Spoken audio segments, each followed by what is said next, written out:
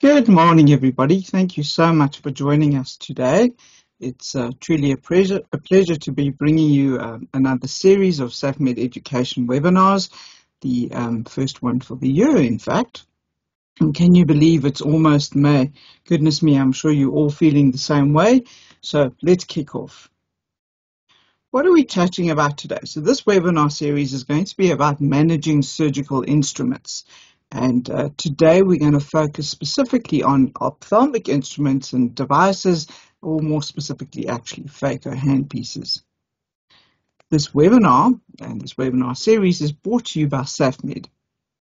SAFMed is your solutions partner in both the CCC and the operating room, and has been so for over 35 years. So thank you kindly to SAFMed. Last month, I attended a webinar hosted, in fact, by Surgical Holdings, a company based in the UK. And the gentleman who presented was a guy by the name of Dan Cool, who we've had a working relationship with over the years, and I've met him at some of the international conferences.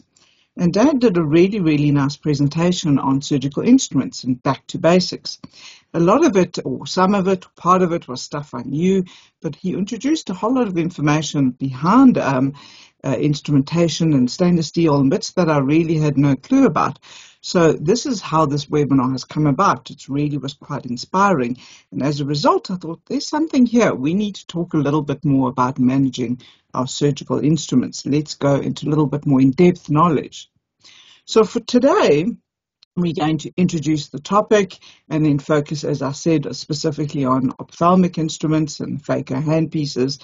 And at the end of the day, the goal, of course, is to understand why it's so important to manage these particular types of devices correctly. Next week, Dan has agreed, which I'm really, really happy about, to present live for us. And he's going to do part of his Back to Basics webinar. He'll introduce us to surgical instruments as a whole. He'll discuss the materials they're made of, how they're manufactured in such ways that it helps to prevent corrosion. And then I'll finish off the session with about talking a little bit more about handling in the clinical setting, or the pre-treatment, different words that we can use for managing instruments at that point of the process. So that'll be excellent. And then maybe at some point we'll expand this later in the year. We can debate around that and look at some other specialty instruments, maybe microscopic instruments, or minimal invasive surgical instruments, or orthopedic or neuro, all of which, of course, have their own nuances and also require a little bit of additional love and attention. I'm sure, as many of you know, there are more than 10,000 surgical instruments, and of those 10,000 surgical instruments, generally they'll perform one of 7 main functions, and they're there for cutting or incising, for retracting, for grasping, for holding, for occluding, for dilating, for probing, for cannulating. They might be used for, of course, there'll be ones for draining, for aspiration, for suctioning, ones used for injecting and infusing, and those used for suturing and or ligation. The invention of more advanced surgical instruments was linked to the discovery of anesthesia and sterile techniques. Of course, prior to that, we know of instruments date back to centuries and centuries ago. History tells us where they've dug up all sorts of artifacts. But the more advanced surgical instruments, gearing towards as we know them today, really linked to the discovery of anesthesia and sterile techniques. More precision instruments, those for neuro and microsurgery and ophthalmology, were developed around the second half of the 20th century. And of course, now in the 21st century, there's a lot of focus on robotic instruments and instruments used for minimal invasive surgery. Over the years now, surgical instruments have been made from many different types of materials: copper, brass, silver, tin, plastic. The majority, of course, are made from stainless steel and may have other additives or other materials used with them. The multitude are stainless steel, of course. But there are a lot of different types of stainless steels as well, and not all stainless steel is actually suitable for making of instruments.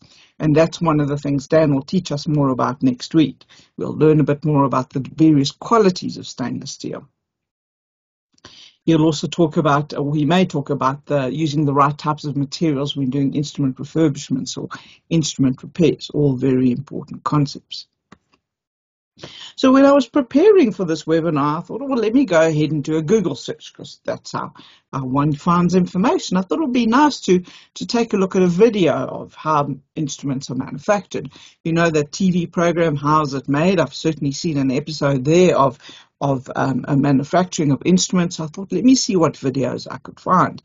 And lo and behold, I came across 2 rather different videos, which reminded me of the importance of knowing what you're buying.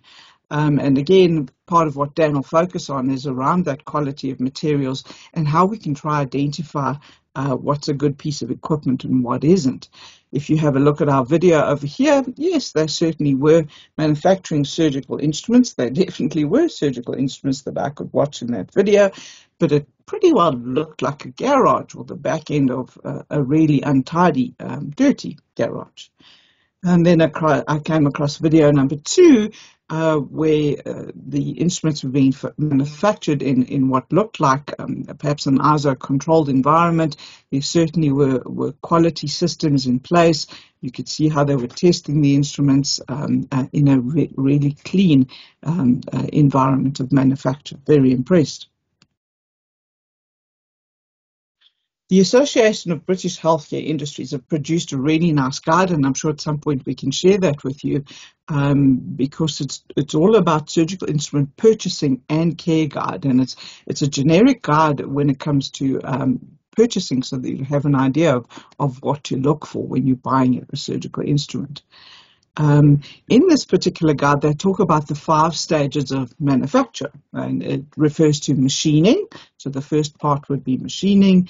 The second part is the fitting and the assembling of the instruments. The third part is hardening. The fourth part is the finishing and the polishing. And then the fifth part is about inspection, marking, and traceability at the end of the day. But of course, the very first section to think about before you even get to that part is having the right materials, having the right grades of stainless steel, having the right materials. If there's titanium or plastic parts that need to be used in conjunction with metals, all of these materials are very, very important. Moving on to talk more specifically about the eye, we know that the eye is rather intricate, it's delicate, it's small, and it's a pretty important organ. The instruments that we use when we're working on the eye are fine. They themselves are very difficult, are very delicate, and can therefore be very difficult to clean. I came across 2 really interesting published papers around managing of phaco handpieces. In this particular research, they took a device known as a thermocoupler. They placed it in the lumen of the phaco handpiece. And the whole idea was, now during the sterilization process, they used the thermocoupler to measure the temperature inside the lumen to see if you actually reach the required sterilization parameters inside the lumen of the device. Remember, that's lumen is both for aspirating and so for sucking and sometimes injecting. So now we wanted to see whether or not we'd reach the correct temperatures to sterilize inside that lumen. In the first paper that was published, they found that it took a lot longer to get the correct temperature on the inside of the handpiece in the lumen. As you can imagine, because the steam needs to penetrate inside this thin lumen. There is a tendency for droplets to develop, or droplets of condensation to form in the channel, and that becomes problematic because that they found actually doesn't drain properly, and if it doesn't drain properly, it can affect the sterilization. When they then put the couplers, well, they put the handpieces themselves at a 90-degree angle, the condensation was able to drain and they could reach the correct temperature. So ultimately, the paper was saying that it's really not a good idea to lay your phaco handpieces down flat or horizontally. You really should be putting them vertically at a 90-degree angle in the steam sterilizer, else you're not 100% sure that it's going to be properly sterilized. In following that, the authors, many of the authors involved in the first paper and a few extra authors now got together a year later. And what they realized that it's not always easy to put the handpiece at 90 degrees in the steam sterilizer, so they thought they'd try look at putting it at various angles to see what results they got. So they placed the handpieces at 0 degrees, horizontal, 30, 45, 60, and 90-degree angles. They had really good results at 60-degree angles and at 90-degree angles, but poor results at 0, 30, and 45 degrees. They also stated in this published paper, which I think is a very relevant point to bear in mind, that sterilization, the process of sterilization, is going to be influenced by the sterilizer itself, so the type of sterilizer, the process, whatever you select in terms of cycle, what's in the load, what else is in the loading pattern in terms of how you loaded something in the sterilizer, of course, and how it was wrapped. And all of these factors they found in their research had great influence on the outcome of the steam sterilization of this particular phaco handpiece. Sticking with phaco handpieces, I want to talk about a safety alert that was published by the National Health Services of Scotland, and this was in 2021. And there you'll see it's titled, Handpieces Used in Phaco Emulsification Technique of Cataract Removal, Need for Careful Cleaning. And in part of this, they talk about the importance of residue particles that can end up in a patient's eye. And this attention was for all decontamination specialists, all theatre practitioners, or anybody involved in the cleaning and decontamination of medical devices. This is who the alert was designed for, and reminding us that these tiny residual particles can end up in an eye. They spoke about the importance of immediately flushing phaco handpieces after the end of each use. They spoke about transferring them to the decontamination facilities as soon as practically possible, positioning the handpiece within the washer and the autoclave using the correct caskets so that they're at the right angles, and following the latest manufacturer's instructions for use, as well as ensuring training, so initial training and ongoing refresher training. So, of course, I thought, well, how are we meant to be managing these devices? So I did a Google search, and the first set of search for instructions for use for phaco handpieces, and the first make and model that came up is the one that I then selected, and that's a screenshot from that. In there it says, use a syringe, push a minimum of 120 cc's of room temperature sterile deionized water through the irrigation and the aspiration ports. Okay, it said use the same syringe now to flush both ports with a minimum of 60 cc's of air. And there was a really long explanation on how to load the device in a washer disinfector. So obviously that device could be washed in a washer disinfector and should be washed in a washer disinfector, and they showed you how to load it. In there, of course, were also the sterilization temperature time settings. So, for example, if you were using a gravity displacement process, whether it was wrapped or unwrapped, at what temperature, how many minutes the steam sterilization needs to be. In a pre-vacuum, whether it's wrapped or unwrapped, at the different temperature settings. In our case, you saw there, they refer to 4 pulses, wrapped in a steam sterilizer, normal standard autoclave at 134 degrees. The minimum time needs to be 3 minutes. So very, very specific.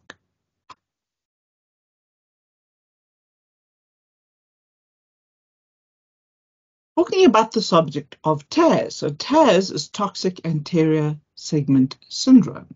So TAS is not an infection, it's an acute inflammation. It's inflammation in the anterior chamber of the eye. It generally develops around 24 hours after surgery, but it can be between 12 and 48. The symptoms will include acute blurred vision, corneal edema, and an accumulation of white cells in the anterior chamber.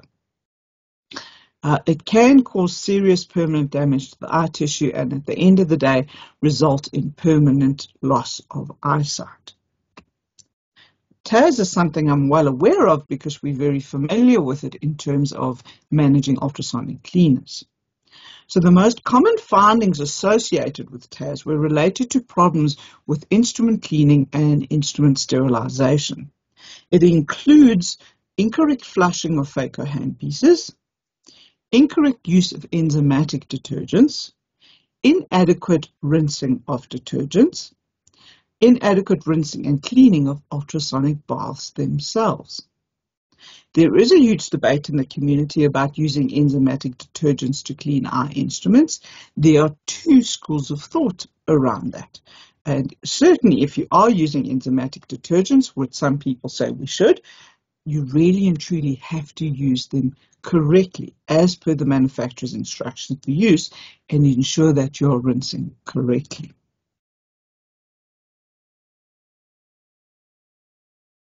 There, of course, are non-reprocessing related causes for TAS, and there are reprocessing related causes for TAS.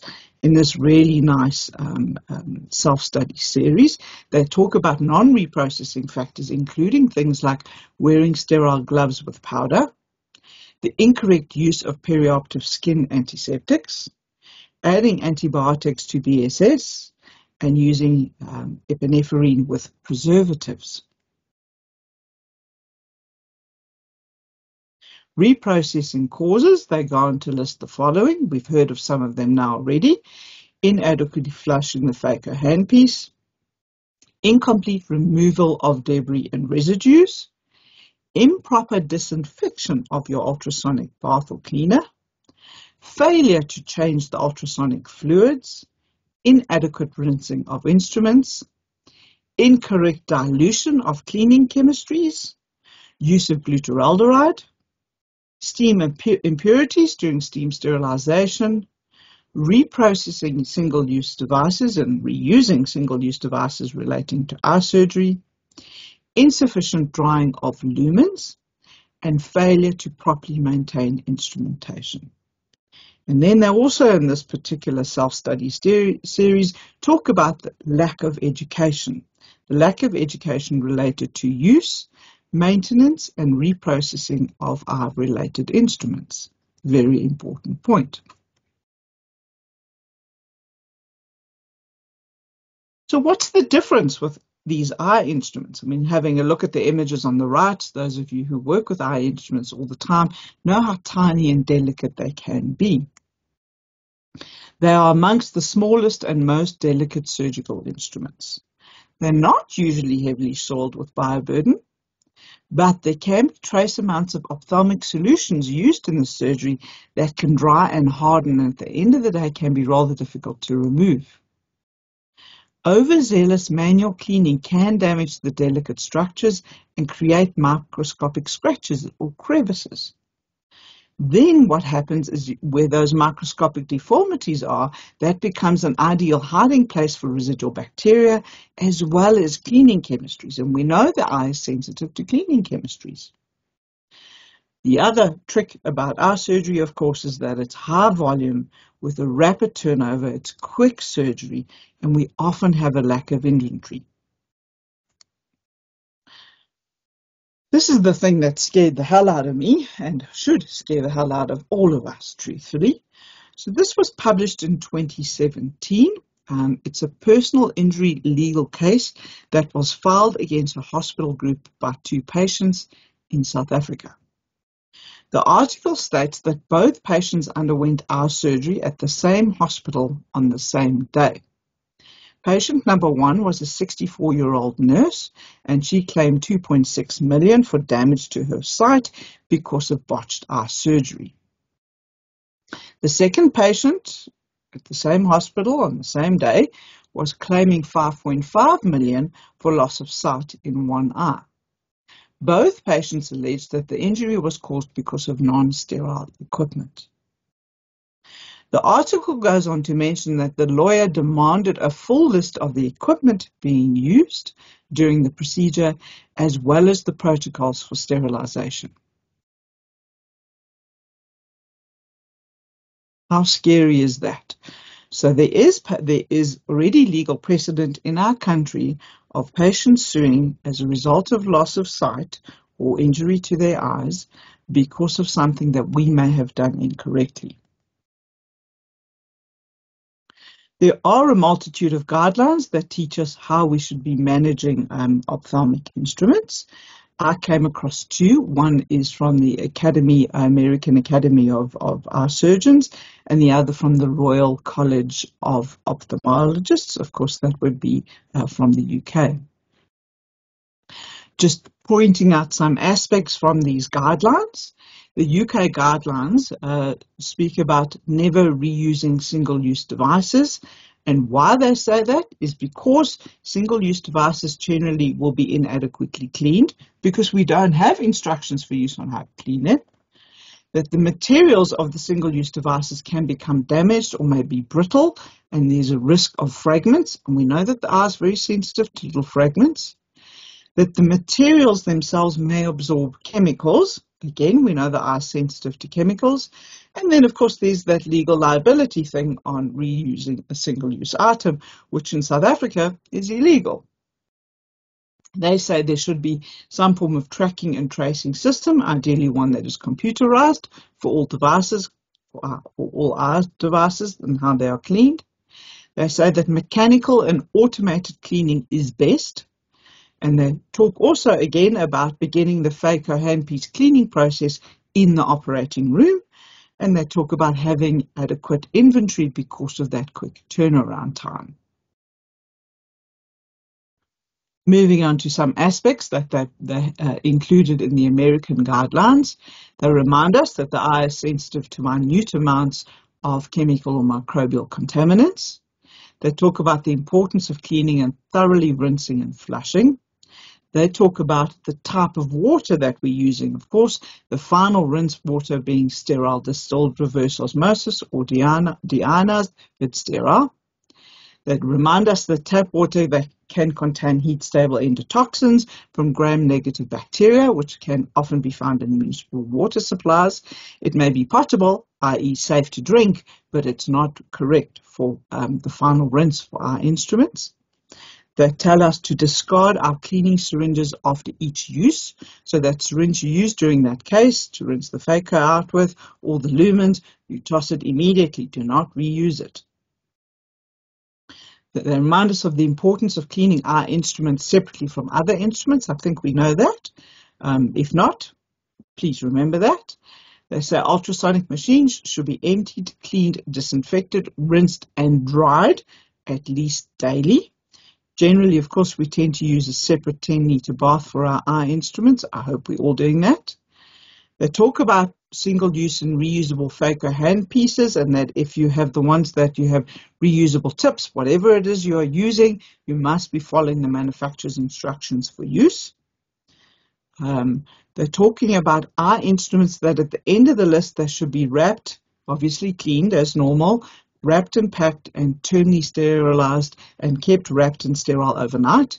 I know a lot of our institutions don't do that. We put them back in the container or the box and you only sterilize them again the next day when you need them or when you need them next. Of course, that we shouldn't be using immediate use steam sterilization. Of course, immediate use steam sterilization is not the same as a short cycle sterilization in some of the tabletop autoclaves or some of the cassette type autoclaves. That's slightly different, but remember that you should not be using immediate use steam sterilization. We know the term flash. All of these, the National Health Service Alert, the ophthalmic guidelines from the UK, the guidelines from the US, all clearly say, follow the manufacturer's instructions for use. Right, so I thought manufacturer's instructions for use for eye instruments, well, let me Google. Can I find some? I actually had a copy of some instructions for use that had been shared with me in a hospital that specialised in eye instrumentation. So I thought, excellent, let me use those. But I thought, oh, hang on, let me just Google. Maybe I'll find some additional ones, and I will use two different lots from two different manufacturers, because I will use whichever manufacturer randomly comes up when I do the Googling. And what did I find? A new set of instructions for the same instrumentation. So I would have worked off the wrong ones. So I think that's a very important factor. We saw it in the Scottish guidelines. Look for the latest set of instructions for use, and they had updated them. They're now in accordance with the EN ISO standard 17664. So, having learned or gone over these few things, I think there's time that we need to stop for a second and ask ourselves the following questions. Do you have the latest instructions for use from your supplier for all of the devices that you use for us? Do you have a standard operating procedure specific to your department, with your circumstances, your detergent, your policy, your process, your machine, written for you in a language that everybody can understand? Has everybody read those standard operating procedures? But even more importantly, does everybody actually follow the standard operating procedures? Are you doing everything exactly like you're supposed to be doing it? And every person exactly the same? What equipment do you have? Do you have a separate ultrasonic bath? Are you cleaning it? Are you disinfecting it? Are you drying it at least daily? And of course, the ultrasonic bath supplier will give you a set of instructions on how you should be doing that. Do you have an air gun or a water gun to flush and to dry instruments with? Do you have that on hand? If you're using phaco's, are you following the manufacturer's instructions for use? How are you sterilizing them? And of course, the part I didn't put in here, but a good point, are you reusing single-use items? Training. When last did you all have training, and is it time for a refresher? And when you have that training, are you going to make 100% sure that that training is based on the latest set of instructions for use that would have been released by the manufacturer or the supplier? Does the supplier have the latest set of instructions? So there I carrying on with my Google and having a look at those instructions for use that I could find. I started now starting to analyze them. It began with introduction, read me first. Good point. Inspecting new instruments when you receive them. Preparing a brand new instrument for first use, because this matters. Preparing it for the next use. So now you've used it the first time, what happens after that? The detail about manual cleaning. The detail about ultrasonic cleaning. The detail about washer disinfector cleaning or use. The details about inspection and lubrication. The details on storage, handling, sterilization, repairs, and disposal of these types of instruments. As you can see, this is really a well-written set of instructions for use based on the latest standards and guidelines. Including in these instructions for use is a section on understanding stainless steel, understanding stains on stainless steel, understanding titanium, and a section on TAS. We've already spoken about TAS, again, an important concept in our surgery. Then there's a whole section on the instruments that require even more special attention.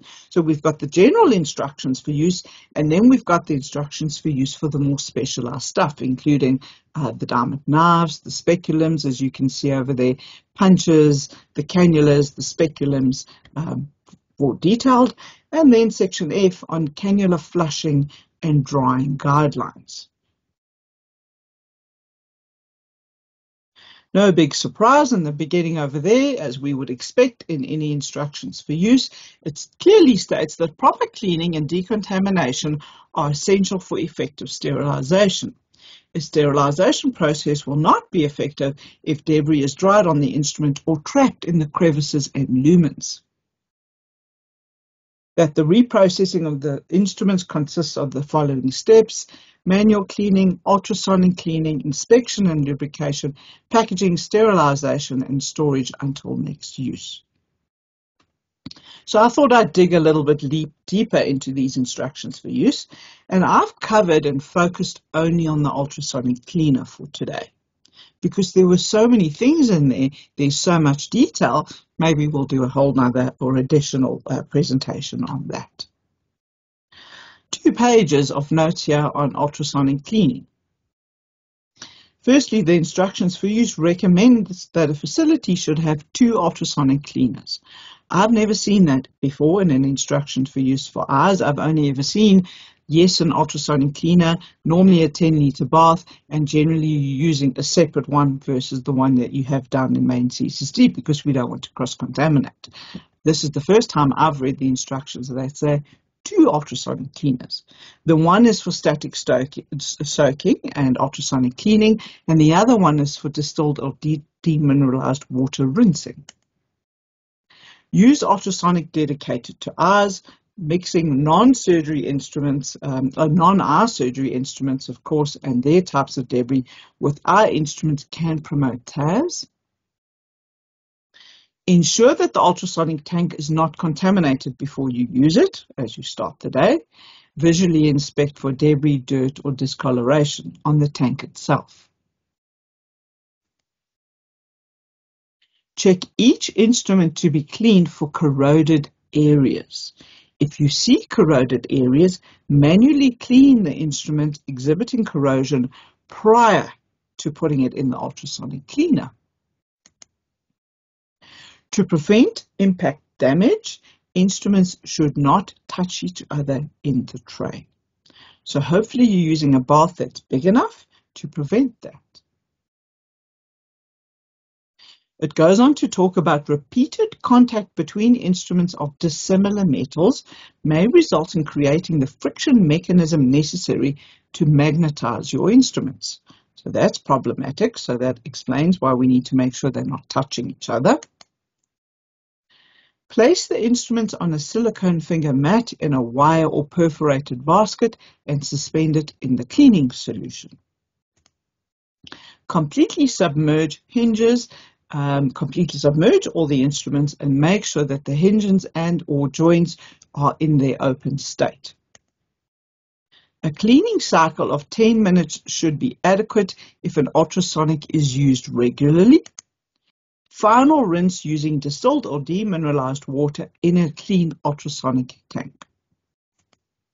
Dry instruments with a hot air blower, compressed air, and of course, a lint-free cloth, because we'll need compressed air to get down the lumens. Are we doing this? Empty, rinse, clean, rinse and dry the ultrasonic cleaner, remember, at least daily. So that's us just covering the details on this instruction for use, mainly focusing on the ultrasonic cleaner. I haven't even got to the specialized instruments yet. We wouldn't have enough time in today's presentation. So in conclusion, in summary, and in essence, please ask yourself, do you have the latest IFUs from your supplier? Have you got an SOP specific to your department, and does everybody actually follow that SOP? Do you have all the required equipment and consumables, and are you using them correctly? If you're using phaco handpieces or you need to reprocess phaco handpieces, are you following the manufacturer's instructions for use? Are you sterilizing them in the correct sterilizer at the right angles? How are you sterilizing them?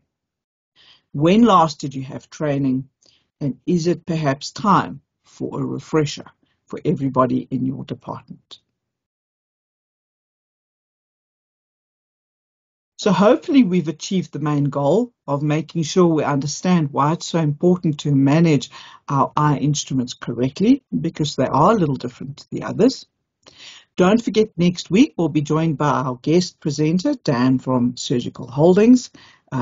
Surgical Holdings also has a Surgical Holdings Academy, so they're also doing webinars where we can learn additional information. So grateful that they will join us.